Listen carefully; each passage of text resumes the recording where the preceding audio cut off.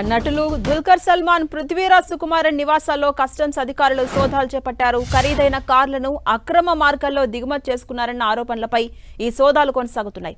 కార్లను భూటాన్ నుంచి అక్రమంగా దిగుమతి చేసుకున్నారని ఇద్దరిపై ఆరోపణలు ఉన్నాయి. ఇందుకు సంబంధించి కేరళలో మొత్తం 30 ప్రాంతాల్లో కస్టమ్స్ అధికారులు సోదాలు చేపట్టారు. నటుల ఇళ్లలో కస్టమ్స్ అధికారులు సోదాలు చేపట్టడంతో సినీ ఇండస్ట్రీలో ఒక్కసారిగా చర్చ మొదలైంది.